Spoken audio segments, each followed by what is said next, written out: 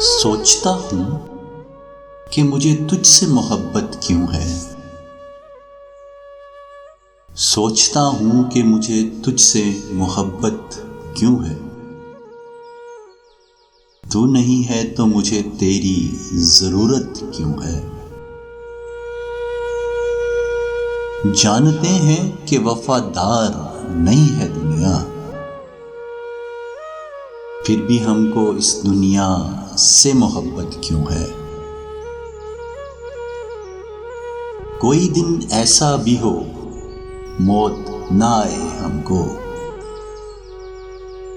हर नए दिन के मुकद्दर में कयामत क्यों है।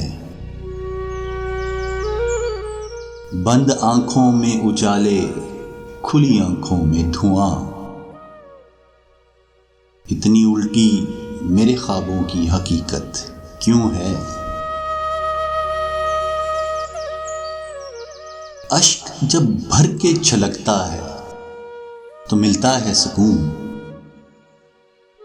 जो रुलाता है उसी दर्द में राहत क्यों है। कोई मंजिल न कोई ख्वाब न मकसद कोई, यूं ही जीना है तो जीने की जरूरत क्यों है। कभी मरने का इरादा, कभी जीने की दुआ, जिंदगी से कभी नफरत कभी चाहत क्यों है।